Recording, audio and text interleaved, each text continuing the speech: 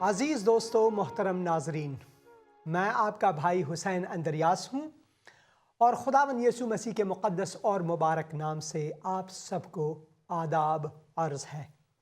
خداوند کا مقدس کلام ہمیں فرماتا ہے کہ یہ ہمارے قدموں کے لیے چراغ اور ہماری راہ کے لیے نور ہے، اور اگر ہم اس کلام کو اپنے دل میں جگہ دیتے ہیں تو خداوند کا مقدس کلام ہمیں یہ فرماتا ہے کہ یہ مقدس کلام ہمیں گناہوں سے بھٹکنے سے بچانے والا مقدس کلام ہے۔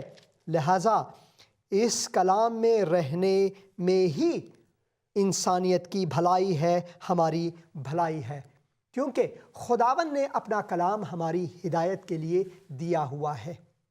آپ کبھی اس بحث میں نہ پڑیں اگر لوگ آپ سے کہیں کہ خداوند کا مقدس کلام، چاہے وہ اناجیل ہوں، عہد جدید یا عہد عتیقہ، جہاں ہم پیدائش کی کتاب سے ملاکی تک پڑھتے ہیں، جس میں نبوتیں ہیں، اشعار ہیں اور تواریخ ہیں، یہ سب کچھ ہیں، اور توریت اس میں ہیں، اور ایوب کی کتاب ہے، یہ تحریف شدہ ہے یا پھر اب یہ منسوخ ہے، تو کبھی آپ اس بد باوری میں نہ رہیں، کیونکہ یہ بد باوری ہے، خوش باوری نہیں۔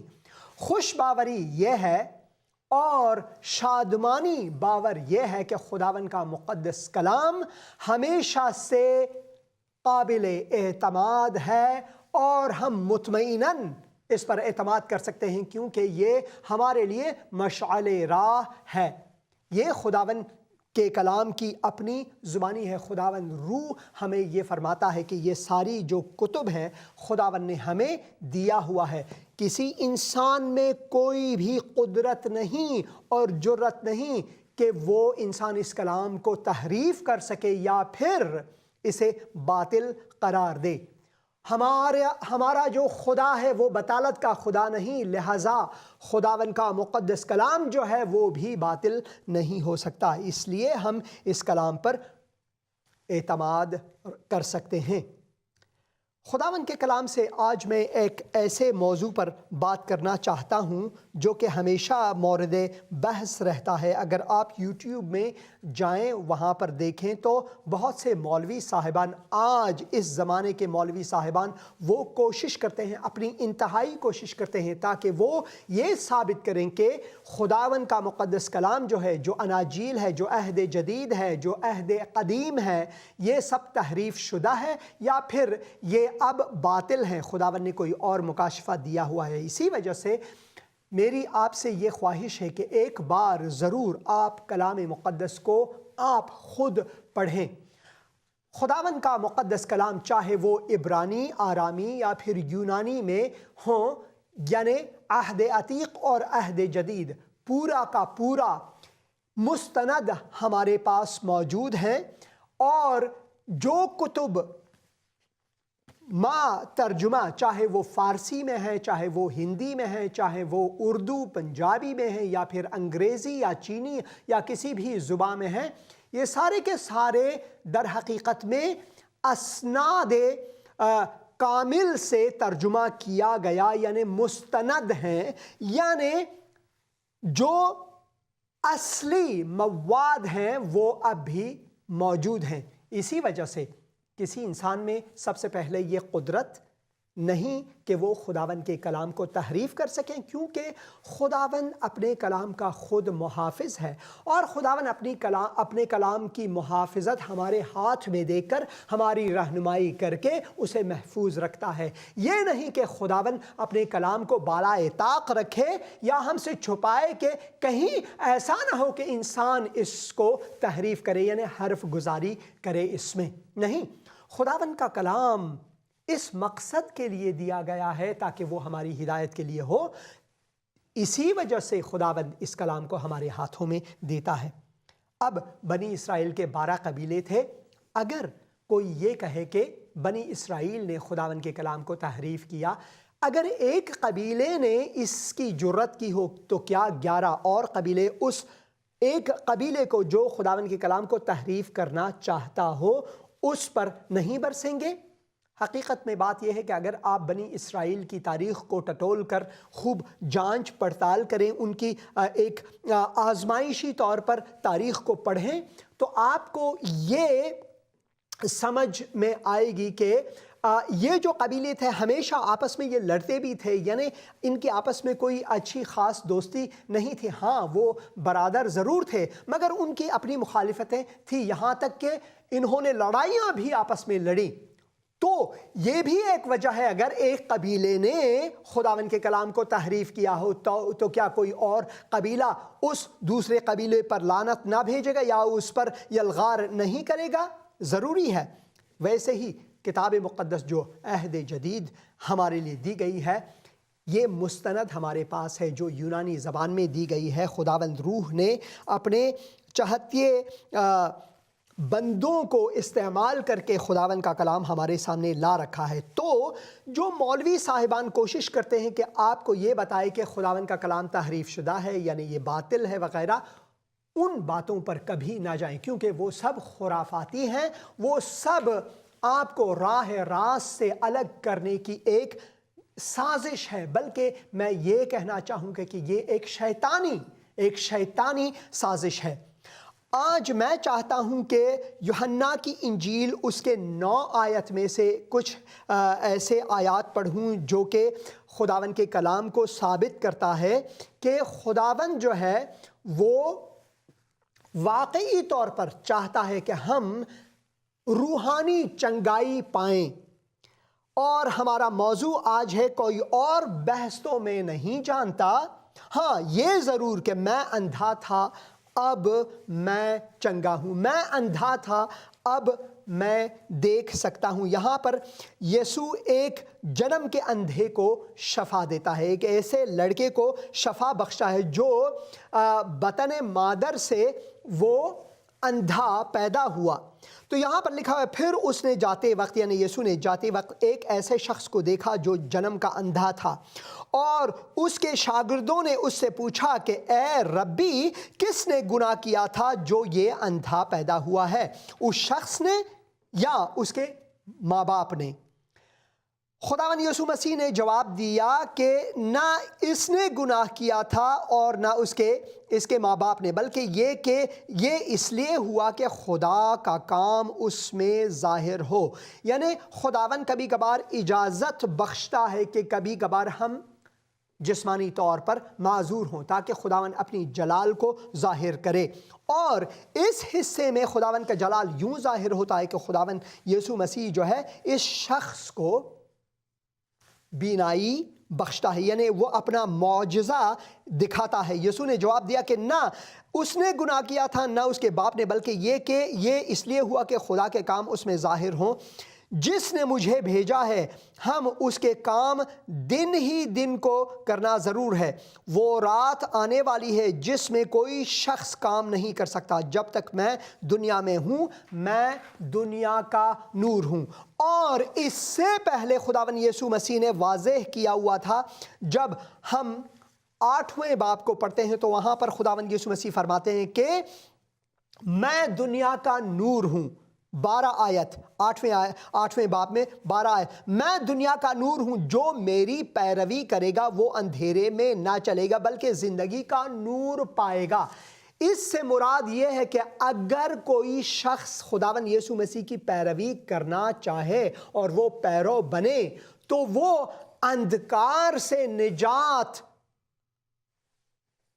لے کر وہ اب خداوند کے نور میں قدم رکھتا ہے، اس کی جو زندگی ہے وہ نورانی ہو جاتا ہے۔ اور پھر یہاں پر ہم دیکھتے ہیں کہ پھر یہ کہہ کر اس نے زمین پر تھوکا اور تھوک سے مٹی سانی اور مٹی سے اندھے کی آنکھ پر لگا دیا۔ اب خداوند کو یہ ضرورت نہیں کہ یہ کرے، مگر خداوند نے ہمیں یہ تعلیم دینے لگے کہ آپ نے کام کرنا ہے۔ جب تک ہم یہاں پر ہیں ہمیں کام کرنا ہے۔ اگر آپ مسیحی ہیں تو آپ نے خداوند کے جلال کے لیے کام کرنا ہے۔ صرف ایسا بیٹھنا نہیں ہے کہ خداوند مجھے دے دے اور خداوند آپ کو دے، بلکہ آپ نے عملی طور پر کام کرنا ہے۔ خداوند یہ ہمیں سکھاتا ہے۔ پھر ہم دیکھتے ہیں کہ اس سے کہا جا شیلوخ جس کا ترجمہ بھیجا ہوا ہے، ایک حوض ہے وہاں پر، ایک پانی کا حوض ہے، اس میں دھو لے۔ پس اس نے جا کر دھویا اور بینا ہو کر واپس آیا۔ اس شخص کو ہم دیکھتے ہیں خداوند نے معجزتاً اس کو چنگائی بخشا۔ پھر پس پڑوسی اور جن لوگوں نے پہلے اس کو بھیک مانگتے دیکھا تھا، اس سے مراد یہ ہے کہ یہ شخص، کیونکہ وہ کوئی بھی کام نہیں کر سکتا تھا، وہ ماں کے بطن سے وہ اندھا پیدا ہوا تھا، یعنی وہ بھکاری تھا، کیونکہ ایک اندھا اس زمانے میں کوئی اور کام تو کر نہیں سکتا بجز یہ کہ وہ بھیک مانگے۔ تو جو پڑوسی تھے انہوں نے دیکھا کہ بھائی یہ کیسا ہے کہ ہم نے تو دیکھا تھا کہ یہ بھیک مانگتا ہے، اب وہ بھیک بھی نہیں مانگتا، اب وہ چنگائی پایا ہے۔ بعض نے کہا یہ وہی ہے اور دوسروں نے کہا نہیں، کوئی اس کا ہم شکل ہوگا۔ جب خداوند ہمیں اندھکار سے اٹھاتا ہے اور ہمیں اپنے نور میں لاتا ہے تو ہمارا جو طرز فکر، طرز عمل، طرز زندگی، اصول نشست و برخاست ہے، وہ سب کچھ تبدیل ہو جاتا ہے، یہاں تک کہ بعض شاید ہمیں پہچانے بھی نہ کہ کیا یہ وہی شخص تھا۔ اب اندھاپن یہ صرف نہیں کہ ہم جسمانی طور پر اندھے ہوں، اندھاپن یہ بھی ہو سکتا ہے کہ ہم نے خداوند یسوع مسیح کو قبول نہیں کیا ہے، ہم اب بھی اندھکار میں ہیں۔ بہت سے ایسے لوگ ہیں جو کہ جسمانی طور پر تو وہ صحت مند ہیں، ان کے ہاتھ پاؤں ہیں اور وہ دیکھ سکتے ہیں، ان کے کان ہیں، سن سکتے ہیں، مگر پھر بھی وہ نہ صرف یہ کہ بہرے ہیں بلکہ وہ لنگڑے لولے ہیں اور وہ بالکل اور اندھے بھی ہیں، کیونکہ ان لوگوں نے حقیقت مسیح کو اب تک جانا نہیں۔ اسی وجہ سے ان لوگوں نے کہا کہ یہ وہ شخص نہیں ہو سکتا، کیونکہ وہ شخص تو بھکاری تھا، وہ شخص تو ایک مفلوج شخص تھا، وہ تو اندھا تھا۔ اس نے کہا میں وہی ہوں، میں وہی شخص ہوں۔ پس وہ اس سے کہنے لگے پھر تیری آنکھیں کیوں کر کھل گئیں؟ کیسے آپ نے شفا پائی؟ کیسے آپ کا علاج کیسے ہوا؟ اس نے جواب دیا کہ اس شخص نے جس کا نام یسوع ہے، ہاللیلویہ، اس شخص نے جس کا نام یسوع ہے، یسوع سے مراد ہے یشوع، خداوند ہمارا نجات، اس شخص نے جو خداوند ہمارا نجات ہے، اس شخص نے جس کا نام امانویل ہے، خداوند ہمارے ساتھ، خداوند ہمارا نجات، خداوند ہمارے ساتھ۔ اس شخص نے مٹی سائی اور میری آنکھوں پر لگا کر مجھ سے کہا شیلوہ میں جا کر دھو، پس میں گیا، دھو کر بینا ہو گیا۔ انہوں نے اس سے کہا وہ کہاں ہے؟ اس نے کہا میں نہیں جانتا، میں نہیں جانتا۔ اب یہاں پر میں نہیں جانتا پھر سے آئے گا اور یہ بہت ضروری ہے کہ ہم اس پر توجہ دیں۔ خداوند جب ہماری زندگی میں معجزہ کرتا ہے، جب ہمیں اندھکار سے اپنی روشنائی میں، اپنے نور میں لاتا ہے تو سب کچھ بدل جاتا ہے۔ لوگ اس شخص کو جو پہلے اندھا تھا فریسیوں کے پاس لے گئے۔ اب وہ شخص دیکھتا ہے تو لوگوں سے رہا نہیں گیا، تو لوگوں نے کھینچ کر اس شخص کو فریسیوں کے پاس، ملاؤں کے پاس لے گئے، جو مشائخ تھے اس زمانے کے، جنہوں نے اپنے آپ کو ارباب دین، ارباب مذہب، ارباب قانون، ارباب شریعت کہتے تھے، ان کے پاس لے گئے۔ اور جس روز یسوع نے مٹی سان کر اس کی آنکھیں کھولی تھیں وہ سبت کا دن تھا، یعنی یہودی لوگ کہتے تھے کہ سبت کے دن میں کوئی بھی آپ نے کام نہیں کرنا ہے۔ اس سے مراد یہ ہے کہ آپ نے سانس بھی نہیں لینا، کیونکہ سانس لینے میں بھی آپ کو کام تو ضرور کرنا پڑتا ہے، کیونکہ آپ نے اپنے پھیپھڑوں کو ہلانا ہوتا ہے، یہ بھی کام ہے۔ جب خداوند نے کہا تھا کہ سبت کے روز آپ نے آرام کرنا ہے، اس سے مراد یہ نہیں تھا کہ آپ بالکل کام نہیں کریں گے۔ اگر گھر میں کوئی بیمار ہے تو آپ نے کام نہیں کرنا، اسے شفا خانہ یا پھر ہسپتال نہیں پہنچانا ہے۔ اگر آپ کا بیل کسی کنویں میں گرا ہوا ہے تو آپ نے وہ زحمت اٹھانی نہیں ہے کہ اس کو کنویں میں سے نکالیں۔ خداون کا مراد سبت کے دن کام کرنے سے یہ نہیں ہے، بلکہ یہ ہے کہ آپ نے خداون کا احترام کرنا ہے اور آپ نے باقی کے دنوں جیسا کام نہیں کرنا ہے بلکہ آرام کرنا ہے۔ مگر نیکی کے کام کرنے کے لیے خداوند نے کبھی نہیں کہا کہ آپ نے یہ نہیں کرنا ہے۔ اور جس دن یسوع نے مٹی سان کر اس کی آنکھیں کھولی تھی وہ سبت کا دن تھا۔ پھر فریسیوں نے بھی اس سے پوچھا، تو کس طرح بینا ہوا؟ اس نے کہا کہ اس نے میری آنکھوں پر مٹی لگائی، پھر میں نے دھو لیا، اب میں بینا ہوں۔ پس بعض فریسی کہنے لگے، یہ آدمی خدا کی طرف سے نہیں ہے کیونکہ سبت کے دن کو نہیں مانتا۔ اب ایک شخص نے ایسا ایک معجزہ کیا ہوا ہے، ایک اندھا جو کہ بطن مادر سے وہ اندھا پیدا ہوا ہے، جو پہلے سے وہ اندھا پیدا ہوا ہے، مگر اب وہ دیکھ سکتا ہے۔ بجائے اس کے کہ اس معجزے پر توجہ کرنا اور خداوند کو جلال دینا، اس نے کہا، یہ لوگ کیا کہتے ہیں کہ یہ آدمی خدا کی جانب سے نہیں کیونکہ اس نے سبت میں کوئی نیک کام کیا ہوا ہے۔ کیونکہ شیطان تو ایسا کام کر نہیں سکتا کہ وہ معجزتاً کسی کو بینائی بخشے، صرف خدا کی طرف سے ہی ایسا کچھ آ سکتا ہے۔ مگر جو مولوی صاحبان ہیں وہ ہمیشہ چاہتے ہیں کہ لوگوں کو اپنے اثر رسوخ کے نیچے لائیں اور ان کو دبائیں اور یہ ان پر باور کرائیں کہ بھائی جو میں کہتا ہوں، جو ہم کہتے ہیں وہی ٹھیک ہے، جو آپ نے دیکھا وہ ٹھیک نہیں ہے۔ بندہ کہتا ہے کہ بھائی میں نے خداوند کا معجزہ دیکھا ہوا ہے، اس نے میری آنکھیں کھولی ہے، اور یہ کہتے ہیں کہ بھائی نہیں ایسا نہیں ہو سکتا ہے، آپ جھوٹ بولتے ہو۔ جو ہم کہتے ہیں آپ اس کو مانو، اس کو نہیں مانو جو حقیقت ہے۔ یہ ہے مولوی صاحبان کی، چاہے وہ اس زمانے کے مولوی ہوں یا آج کے مولوی ہوں، یہ سبھی ایسے ہی کرتے ہیں، لوگوں کو اندھا رکھنے کی اشد کوشش کرتے ہیں۔ پس بعض فریسی کہنے لگے، یہ آدمی خدا کی طرف سے نہیں کیونکہ سبت کے دن کو نہیں مانتا۔ مگر بعض نے کہا کہ گنہگار آدمی کیوں کر ایسے معجزے دکھا سکتا ہے؟ پس ان میں اختلاف ہوا۔ اس سے مراد یہ ہے کہ بعض ایسے بھی ہیں جو جستجوئے حقیقت میں ہیں، بہت سے ایسے مولوی صاحبان ہیں جو جستجوئے حقیقت میں ہیں۔ ایک ایسے ہی مولوی صاحب ہیں جو سعودی عرب میں اب بھی پڑھاتے ہیں، اور میرے فارسی کے پروگرام میں وہ آتے ہیں، البتہ وہ اپنا نام تبدیل کر کے آتے ہیں۔ وہ سعودی عرب سے وہ سفر کر کے دبئی جاتے ہیں، وہاں پر ایک نیا مائکرو چپ لگا کر اپنے ٹیلی فون میں پھر وہ خداوند کے کلام کو سامنے لاتے ہیں اور وہ بتاتے ہیں کہ کیسے خداوند نے ان کو نجات بخشی ہے، اور وہ خداوند کے کلام کو کیسے لوگوں تک پہنچاتے ہیں۔ یہ خود بذات خود ایک معجزہ ہے۔ ان مولوی صاحب کا نام جو ہم نے فرضی طور پر رکھا ہوا ہے عبد الناصر ہے۔ اگر آپ میرے فارسی پروگراموں کو دیکھیں تو آپ ان کے تعلیمات کو ضرور پائیں گے۔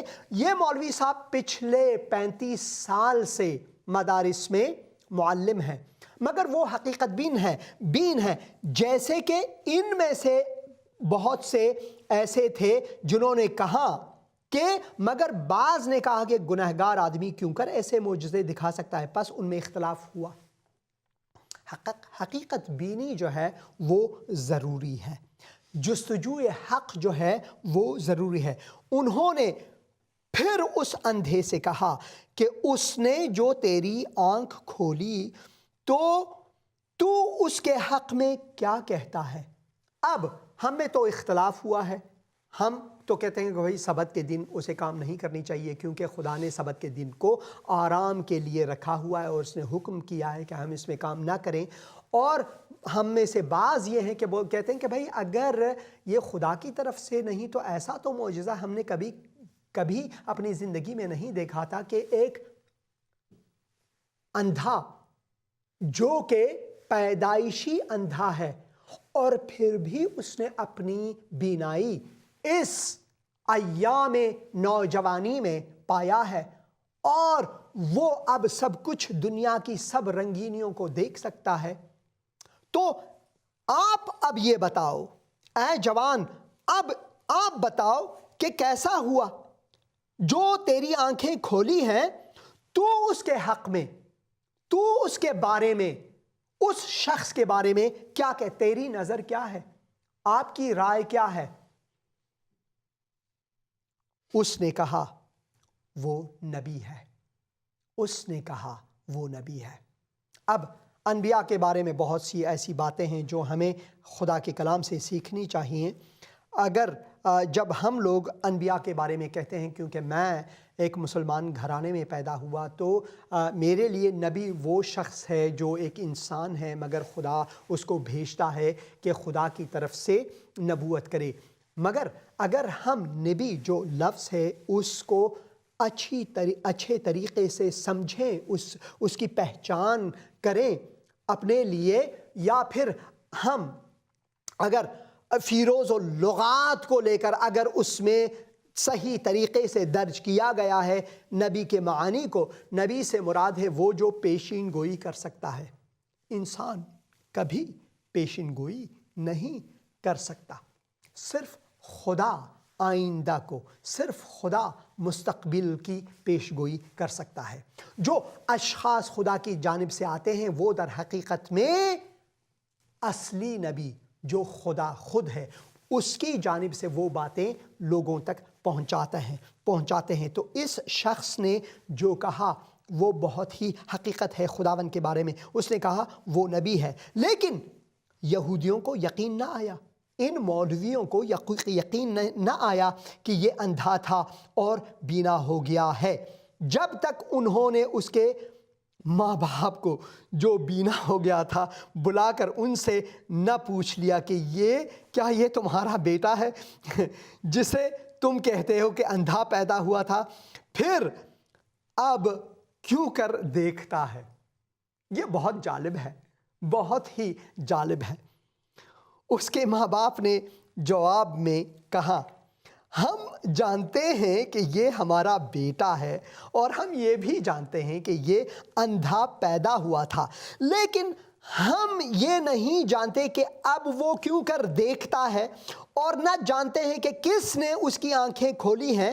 وہ تو بالغ ہے، اسی سے پوچھو، وہ اپنا حال آپ ہی کہہ دے گا۔ اب اس نوجوان کے جو والدین تھے وہ تھوڑے سے سہمے ہوئے تھے، ڈرے ہوئے تھے مولوی صاحبان سے، تاکہ ان کو کنیسے سے باہر نہ نکالیں، اس لیے ایسا کہا کہ بھائی وہ خود ایک بالغ شخص ہے، آپ ان سے پوچھیں کہ کیسا۔ ہاں، ہم اس کی تصدیق کرتے ہیں کہ یہ ہمارا بیٹا ہے، اور ہم اس کی بھی تصدیق کرتے ہیں کہ یہ واقعاً اندھا پیدا ہوا تھا، مگر یہ کہ اب کیسے وہ دیکھ سکتا ہے آپ ان سے ہی پوچھیں، کیونکہ معجزہ ان کے ساتھ ہوا ہے۔